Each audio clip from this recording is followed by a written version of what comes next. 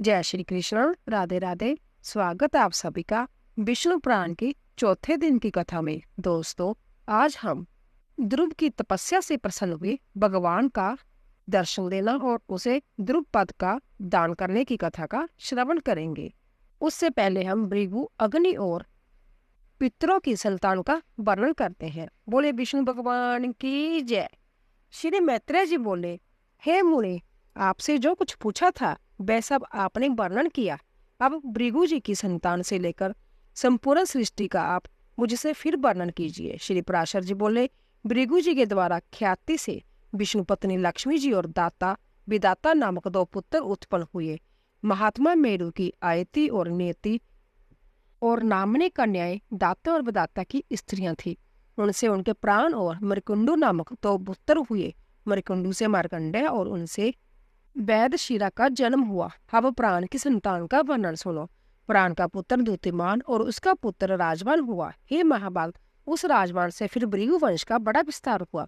मरीचि की पत्नी सुबुति ने पो मास के उत्पन्न किया। उस महात्मा के बिरजा और पर्वत दो पुत्र थे। हे द्विज, उनके वंश का वर्णन करते समय मैं उन दोनों की संतान का वर्णन करूंगा। अंगिरा की पत्नी स्मृति थी।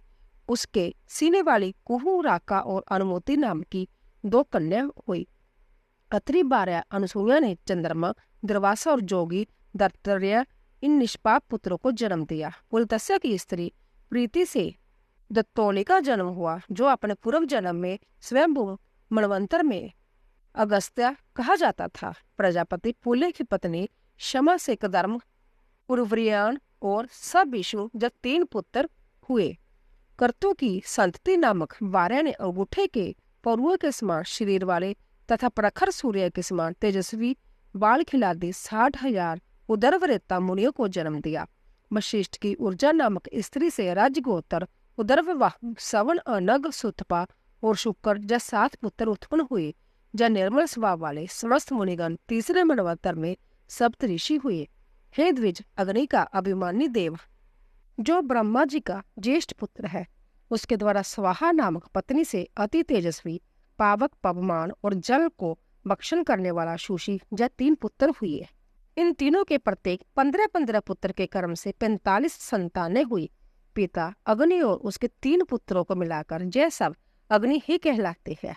इस प्रकार कुल 49 अग्नि कहे गए हैं। हे द्विज, ब्रह्मा जी द्वारा रचे गए जिन अग्निक, अग्निष्टवाता और साग्निक, बृहस्पति आदि पितरों के विषय में तुमसे कहा था, उनके द्वारा सवदा ने मैना और दारिणी नामक 2 कन्याएं उत्पन्न हुई। वह दोनों ही उत्तम ज्ञान से संपन्न और सभी गुणों से युक्त ब्रह्मा बातनी तथा जोगनी थी। इस प्रकार जय दक्ष कन्याओं की वंश परंपरा का वर्णन किया। जो कोई श्रद्धा पूर्वक इसका स्मरण करता है वह निसंतान नहीं रहता। तो दोस्तों, इसी तरह 10वां अध्याय पूरा हुआ। 11वां अध्याय ध्रुव का वनगमन और मरीचि आदि ऋषियों से भेंट। श्री पराशर जी बोले, हे मैत्रेय जी, मैंने तुम्हें स्वयं मनु के प्रिय भरत एवं उत्तानवद नामक 2 महाबलवान और धर्मज्ञ पुत्र बतलाए थे। हे ब्राह्मण, उनमें से उत्तानपाद की प्रेयसी पत्नी सुरुचि से पिता का अंतत लाडला उत्तम नामक पुत्र हुआ। हे द्विज, उस राजा की जो सुनीति नामक राजमहिषी थी, उसमें उसका विशेष प्रेम न था। उसका पुत्र ध्रुव हुआ। एक दिन राज सिंहासन पर बैठे हुए पिता की गोद में अपने भाई उत्तम को बैठा देख ध्रुव की इच्छा भी गोद में बैठने की हुई, किंतु राजा ने अपनी प्रेयसी सुरुचि के सामने गोद में चढ़ने के लिए उत्कंठित होकर प्रेमवश आए हुए उस पुत्र का आदर नहीं किया। अपने सोत के पुत्र को गोद में चढ़ने के लिए उत्सुक और अपने पुत्र को गोद में बैठा देख सुरुचि इस प्रकार कहने लगी, अरे लल्ला, बिना मेरे पेट से उत्पन्न हुए किसी अन्य स्त्री का पुत्र होकर भी तू व्यर्थ क्यों ऐसा बड़ा मनोरथ करता है? तू अविवेकी है, इसीलिए ऐसी अलभ्य उत्तम से उत्तम वस्तु की इच्छा करता है। यह ठीक है कि तू भी इन्हीं राजा का पुत्र है, तथापि मैंने तो तुझे अपने गर्भ में धारण नहीं किया। समस्त चक्रवर्ती राजाओं का आश्रय रूपण यह राज सिंहासन तो मेरे ही पुत्र के योग्य है। तू व्यर्थ क्यों अपने चित्त को संताप देता है? मेरे पुत्र के समान तुझे वृथा ही यह ऊंचा मनोरथ क्यों होता है? क्या तू नहीं जानता कि तेरा जन्म सुनीति से हुआ है? श्री पराशर जी बोले, हे द्विज, विमाता का ऐसा कथन सुनकर वह बालक कुपित हो पिता को छोड़कर अपनी माता के महल को चल दिया। हे मित्रिया, जिसके ओष्ठ कुछ कुछ कांप रहे थे, ऐसे अपने पुत्र को क्रोधयुक्त देख सुनीति ने उसे गोद में बिठाकर पूछा, बेटा, तेरे क्रोध का क्या कारण है? तेरा किसने आदर नहीं किया? तेरा अपराध करके कौन तेरे पिताजी का अपमान करके चला गया? श्री पराशर जी बोले, ऐसा पूछने पर ध्रुव ने अपनी माता से वह सब बातें कह दी जो अति गर्विल्ली सुरुचि ने उससे पिता के सामने कही थी। अपने पुत्र के सिसक सिसक कर ऐसा कहने पर दुखनी सुनीति ने खिंचित हो दीर्घ निश्वासन के कारण मलिन नैना होकर कहा। सुनीति बोली, बेटा, सुरुचि ने ठीक ही कहा है, अवश्य ही तू मंदभाग्य है। हे वत्स, पुण्यवानों से उनके विपक्षी ऐसा नहीं कह सकते। बच्चा, तू व्याकुल मत हो, क्योंकि तूने पूर्व जन्मों में जो कुछ किया है उसे दूर कौन कर सकता है, और जो नहीं किया वह तुझे दे भी कौन सकता है। इसीलिए तुझे उसके वाक्यों से खेद नहीं करना चाहिए।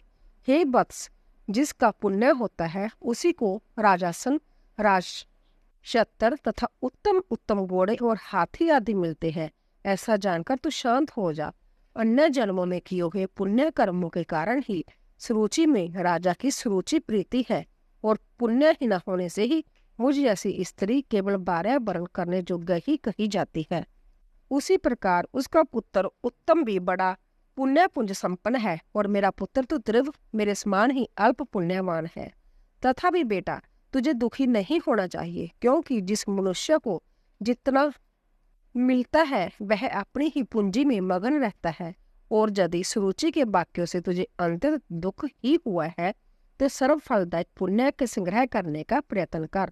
तू सशील पुण्य आत्मा, प्रेमी और समस्त प्राणियों का हितैषी बन, क्योंकि जैसे नीची भूमि को और ढलकता हुआ जल अपने आप ही पात्र में आ जाता है, वैसे ही सत्पात्र मनुष्य के पास संभवतः ही समस्त संपत्तियां आ जाती है। ध्रुव बोला, माताजी, तुमने मेरे चित्त को शांत करने के लिए जो वचन कहे हैं वह दुर्वाक्यों से बींधे हुए मेरे हृदय में तनिक भी नहीं ठहरते। इसलिए मैं तो अब वही प्रयत्न करूंगा जिससे संपूर्ण लोकों से आदरणीय सर्वश्रेष्ठ पद को प्राप्त कर सकूं। राजा की प्रेयसी तो अवश्य सुरुचि ही है, और मैंने उसके उदर से जन्म भी नहीं लिया है। तथापि हे माता, अपने गर्भ में बड़े हुए मेरा प्रभाव भी तुम देखना। उत्तम, जिसको उसने अपने गर्भ में धारण किया है मेरा भाई ही है। पिता का दिया हुआ राज सिंहासन वही प्राप्त करे, भगवान करे ऐसा ही हो। माताजी, मैं किसी दूसरे के दिए हुए पद का इच्छुक नहीं हूँ।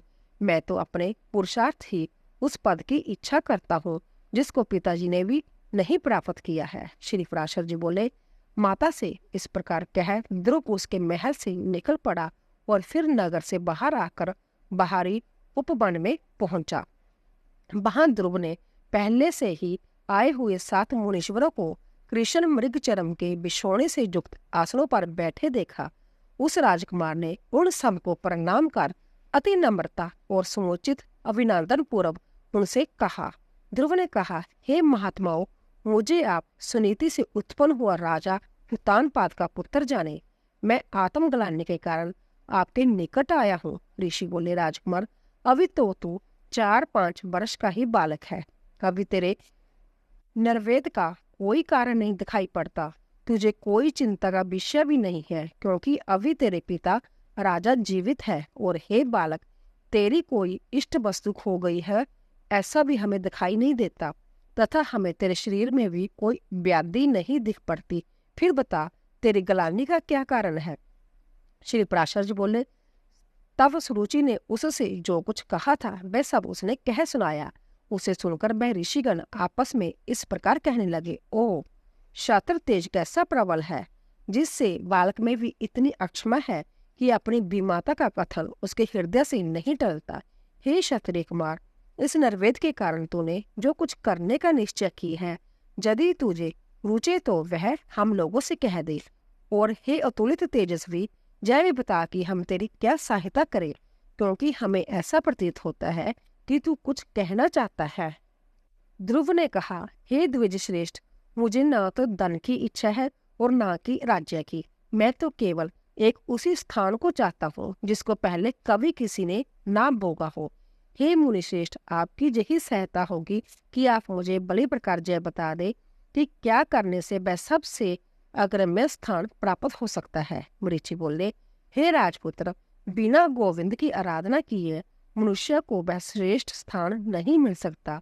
अंत्य तू श्री अच्युत की आराधना कर। अत्रि बोले, जो परा प्रकृति आदि से भी परे है, वह परम पुरुष जनार्दन जिससे संतुष्ट होते हैं, उसी को वह अक्षय पद मिलता है।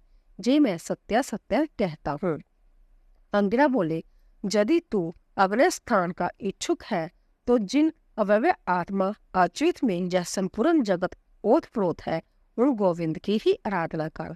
पुलत्स्य जी बोले, जो परम ब्रह्मा, परम धाम और परम स्वरूप है, उन हरि की आराधना करने से मनुष्य अति दुर्लभ मोक्ष पद को भी प्राप्त कर लेता है।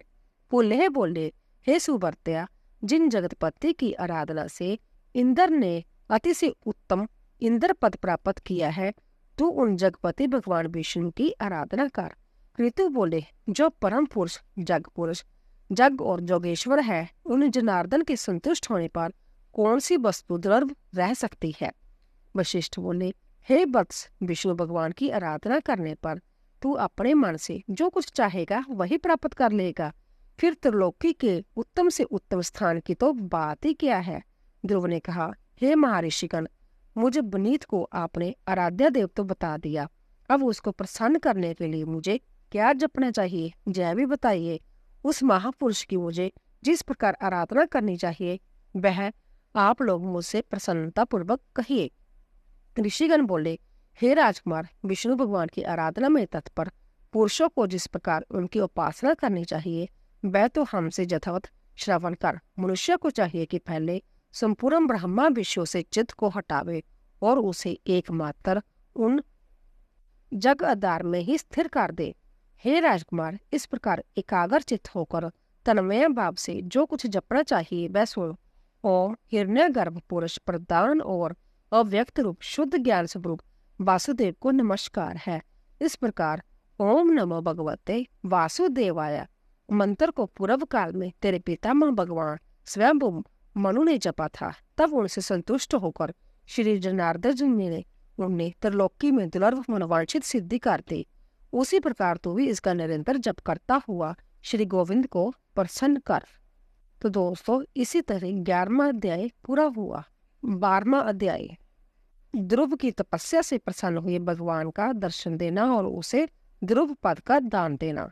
श्री पराशर जी बोले, हे मैत्रेय, यह सब सुनकर राजपुत्र ध्रुव उन ऋषियों को प्रणाम कर उस वन से चल दिया और हे द्विज, अपने को कृतकृत्य सा मानकर वह जमुना तटवर्ती अति पवित्र मधु नामक वन में आया। आगे चलकर उस वन में मधु नामक दैत्य रहने लगा था, इसीलिए वह इस पृथ्वी तल में मधुवन नाम से विख्यात हुआ। वही मधु के पुत्र लवण नामक महाबली राक्षस को मारकर शत्रु ने मथुरा नाम की पूरी बसाई थी। जिस मधुवन में निरंतर देवादिदेव श्री हरि की सनिधि रहती है, उसी सर्व पापाहारी तीर्थ में ध्रुव ने तपस्या की। मरीचि और मुनीश्वरों ने उसे जिस प्रकार उपदेश किया था, उसने उसी प्रकार अपने हृदय में विराजमान निखिल देवेश्वर श्री विष्णु भगवान का ध्यान करना आरंभ कर दिया। इस प्रकार हे विप्र, अनन्य चित्त होकर ध्यान करते रहने से उसके हृदय में सर्वभूत अंतर्यामी भगवान हरि प्रकट हुए। हे मैत्रेय जी, जोगी ध्रुव के चित्त में भगवान विष्णु के स्थित हो जाने पर सर्वभूतों को धारण करने वाली पृथ्वी उसका भार ना संभाल सकी। उसके बाएं चरण पर खड़े होने से पृथ्वी का बायां आधा भाग झुक गया और फिर दाएं चरण पर खड़े होने से दायां भाग झुक गया, और जिस समय वह पैर के अंगूठे से पृथ्वी को बीच से दबाकर खड़ा हुआ तो पर्वतों के सहित समस्त भूमंडल विचलित हो गए। हे महामुने, उस समय नदी, नद और समुद्र आदि सभी अंततः शुद्ध हो गए और उनके शोक से देवताओं में भी बड़ी हलचल मची। हे मैत्रेय, तब जाम नामक देवताओं ने अंततः व्याकुल हो इंद्र के साथ परामर्श करके उसके ध्यान को भंग करने का आयोजन किया। हे महामुने, इंद्र के साथ अति आतुर कुष्मांड नामक उपदेवताओं ने नाना रूप धारण कर उसकी समाधि भंग करना आरंभ कर दिया। उस समय माया से ही रची हुई उसकी माता सुनीति नेत्रों में आंसू भरे उसके सामने प्रकट हुई और हे पुत्र, ऐसा कहकर करुणायुक्त वचन बोलने लगी। उसने कहा, बेटा, तू शरीर को गुलाने वाला इस भयंकर तप का आग्रह छोड़ दे। मैंने बड़ी बड़ी कामनाओं द्वारा तुझे प्राप्त किया है। अरे मुझ अकेली अनाथा दुखिया को तो सोच के कटु वाक्यों से छोड़ देना तुझे उचित नहीं है। बेटा, मुझ आश्चर्यहीन के तो एकमात्र तू ही सहारा है। कहाँ तो 5 वर्ष का तू और कहाँ तेरा जय अति उग्र तप। अरे इस निष्फल क्लेशकारी आग्रह से अपना मन मोड़ ले। अभी तो तेरे खेलने कूदने का समय है, फिर अध्ययन का समय आएगा, तदंतर समस्त भोगों का भोगने का, और फिर अंत में तपस्या करना भी ठीक होगा। बेटा, तुझ सुकुमार बालक का जो खेल कूद का समय है, उसी में तू तपस्या करना चाहता है। तू इस प्रकार क्यों अपने सर्वनाश में तत्पर हुआ है? तेरा परम धर्म तो मुझको प्रसन्न रखना ही है। अंततः तू अपनी आयु और अवस्था के अनुकूल कर्मों में ही लग, मोह का अनुवर्तन ना कर और इस तप रूपी अधर्म से निर्वृत्त हो। बेटा, यदि आज तू इस तपस्या को न छोड़ेगा तो देख तेरे सामने ही मैं अपने प्राण छोड़ दूंगी। श्री पराशर जी बोले, हे मित्रा, भगवान विष्णु में चित्त स्थिर रहने के कारण ध्रुव ने उसे आंखों में आंसू भरकर इस प्रकार विलाप करते देखकर भी नहीं देखा। तब, अरे बेटा, जहां से भाग भाग देख, इस महाभयंकर वन में यह कैसे घोर राक्षस अस्त्र शास्त्र उठाए आ रहे हैं। ऐसा कहती ही वह चली गई और वहां जिनके मुख से अग्नि की लपटें निकल रही थी, ऐसे अनेकों राक्षसगण अस्त्र शास्त्र संभाले प्रकट हो गए। उन राक्षसों ने अपने अति चमकीले शास्त्रों को गमाते हुए उस राजपुत्र के सामने बड़ा भयंकर कोहलाल किया। उस नित्य जोगयुक्त बालक को व्यावित करने के लिए अपने मुख से अग्नि की लपटें निकालती हुई सैकड़ों स्यारियां घोर नाद करने लगी। वह राक्षसगण भी इसको मारो मारो, काटो काटो, खाओ खाओ, इस प्रकार चिल्लाने लगी। फिर सिंह, ऊंट और मकर आदि से मुख वाले वह राक्षस राजपुत्र को त्राण देने के लिए नाना प्रकार से गर्जने लगे, किंतु उस बालक को वह राक्षस, उनके शब्द, स्यारियां और अस्त्र शस्त्र आदि कुछ भी दिखाई नहीं दिए। वह राजपुत्र एकाग्र चित्त से निरंतर अपने आश्रयभूत विष्णु भगवान को ही देखता रहा और उसने किसी की ओर किसी भी प्रकार का दृष्टिपात नहीं किया।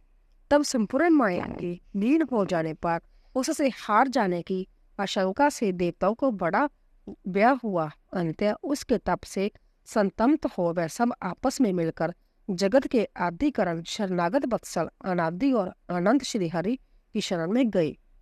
देवता बोले, हे देवादिदेव जगन्नाथ परमेश्वर पुरुषोत्तम, हम सब ध्रुव की तपस्या से संतप्त होकर आपकी शरण में आए हैं। हे देव, जिस प्रकार चंद्रमा अपनी कलाओं से प्रतिदिन बढ़ता है, उसी प्रकार यह भी तपस्या के कारण रात दिन उन्नत हो रहा है। हे जनार्दन, इस उत्तानपाद के पुत्र की तपस्या से व्यावित होकर हम आपकी शरण में आए हैं।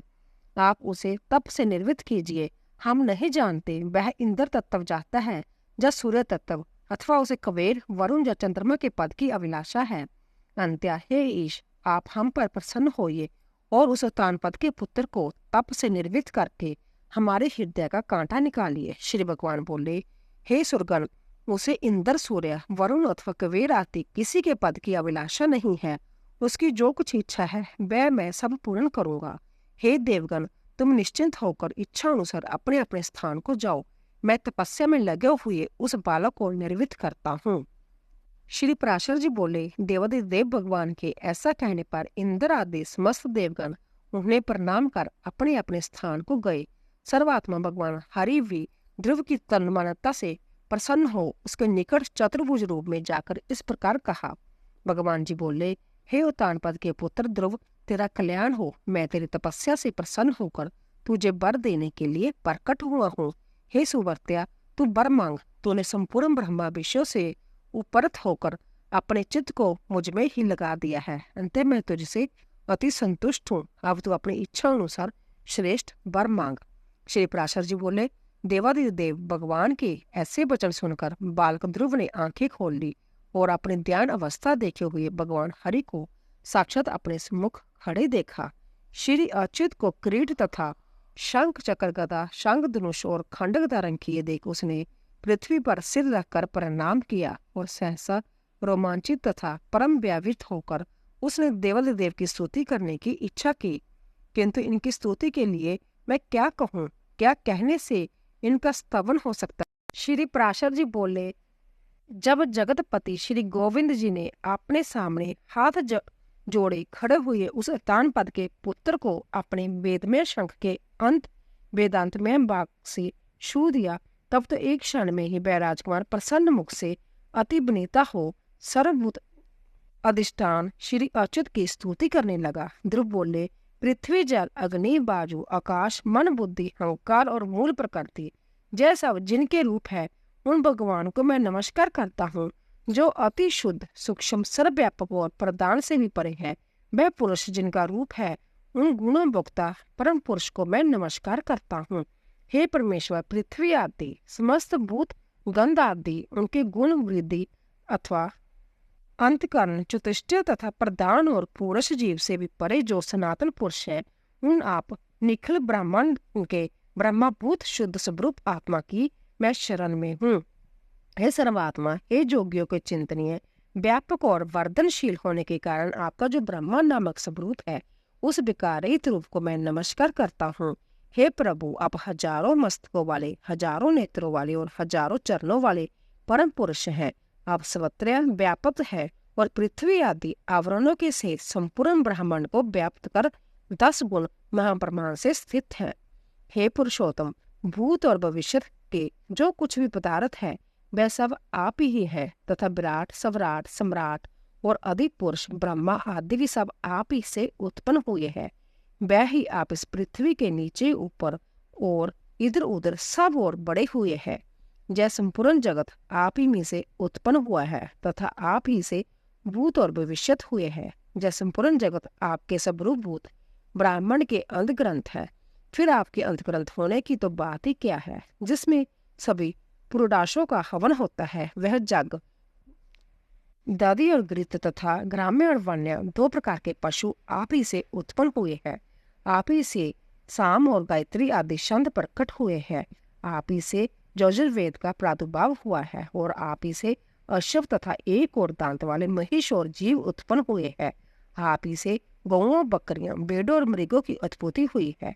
आप ही से मुख से ब्राह्मण, बाहों से क्षत्रिय, जंघाओं से वेश्या और चरणों से शूद्र प्रकट हुए हैं तथा आप ही के नेत्रों से सूर्य, प्राण से बाजू, मन से चंद्रमा, भीतरी सिद्धर से प्राण, मुख से अग्नि, नाभि से आकाश, सिर से स्वर्ग, श्रोत्र से दिशाएं और चरणों से पृथ्वी आदि उत्पन्न हुए हैं। इस प्रकार है प्रभु, यह संपूर्ण जगत आप ही से प्रकट हुआ है। जिस प्रकार नन्हे से बीज में बड़ा भारी वट वृक्ष रहता है, उसी प्रकार प्रलय काल में जय संपूर्ण जगत बीज स्वरूप आप ही में लीन रहता है। जिस प्रकार बीज से अंकुर रूप से प्रकट हुआ वट वृक्ष बढ़कर अंतत विस्तार वाला हो जाता है, उसी प्रकार सृष्टि काल में जय जगत आप ही से प्रकट होकर फैल जाता है। हे ईश्वर, जिस प्रकार केले का पौधा छिलके और पत्तों से अलग दिखाई नहीं देता, उसी प्रकार जगत से आप पृथक नहीं है, वह आप ही में स्थित देखा जाता है। सबके आधारभूत आप में निरंतर आहादित करने वाले और संतनी विषेद रहित विद्या शक्ति अभिन्न रूप से रहती है। आप में विषयजन्य आहाद जब ताप देने वाले सात्विक या तामसी अथवा राजसी कोई भी संपत्ति नहीं है, क्योंकि आप निर्गुण है।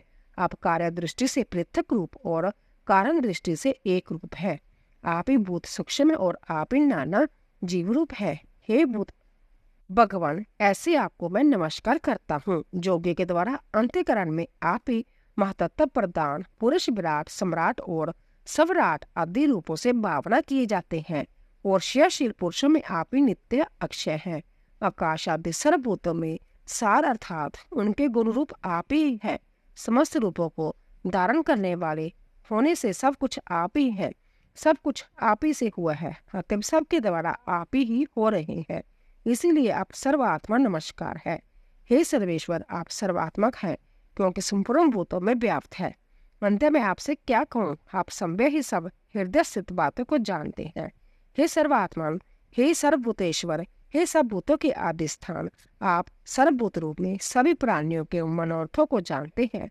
हे नाथ, मेरा जो कुछ मनोरथ था वह तो आपने सफल कर दिया, और हे जगतपति, मेरी तपस्या भी सफल हो गई है, क्योंकि मुझे आपका साक्षात दर्शन प्राप्त हुआ। श्री भगवान बोले, हे ध्रुव, तुमको मेरा साक्षात दर्शन प्राप्त हुआ। इससे अवश्य तेरी तपस्या तो सफल हो गई, परंतु हे राजकुमार, मेरा दर्शन भी तो कभी निसफल नहीं होता, इसलिए तुझको जिस वर की इच्छा हो वह मांग लो। मेरा दर्शन हो जाने पर पुरुष को सभी कुछ प्राप्त हो जाता है। ध्रुव बोले, हे भूतेश्वर भगवान, आप सभी के अंतःकरणों में विराजमान हैं। हे ब्राह्मण, मेरे मन की जो कुछ अभिलाषा है वह क्या आपसे छिपी हुई है? तो भी हे देवेश्वर, मैं दुर्वनीत जिस अति दुर्लभ वस्तु की हृदय से इच्छा करता हूँ उसे आपकी आज्ञा अनुसार आपके प्रति निवेदन करता हूँ। हे समस्त संसार को रचने वाले परमेश्वर, आपके प्रसन्न होने पर संसार में क्या दुर्लभ है? इंद्र भी आपके कृपा कटाक्ष के फलस्वरूप ही त्रिलोकी को भोगता है। प्रभु, मेरी सौतेली माता ने गर्भ से अति बढ़ बढ़कर मुझसे ये कहा था कि जो मेरे उदर से उत्पन्न नहीं है उसके योग्य यह राज सिंहासन नहीं है। अंत्य हे प्रभु, आपके प्रसाद में से उस सर्वोत्तम एवं अव्यय स्थान को प्राप्त करना चाहता हूँ जो संपूर्ण विश्व का आधारभूत हो। श्री भगवान जी बोले, अरे बालक, तूने अपने पूर्व जन्म में भी मुझे संतुष्ट किया था, इसीलिए तू जिस स्थान को इच्छा करता है उसे अवश्य प्राप्त करेगा। पूर्व जन्म में तू एक ब्राह्मण था और मुझ में निरंतर एकाग्रचित्त रहने वाला माता पिता का सेवक तथा सब धर्म का पालन करने वाला था। कालांतर में एक राजपुत्र तेरा मित्र हो गया। वह अपनी युवावस्था में संपूर्ण भोगों से संपन्न और अति दर्शनीय रूप लावण्य युक्त था। उसके संग से उसके दुर्लभ वैभव को देखकर तेरी ऐसी इच्छा हुई कि मैं भी राजपुत्र हूँ। अंत्य हे ध्रुव, तुझको अपनी मनोवांछित राजपुत्रता प्राप्त हुई और जिन स्वयं मनु के कुल में और किसी को स्थान मिलना अति दुर्लभ है, उन्हीं के घर में तूने उत्तान पद के जहाँ जन्म लिया।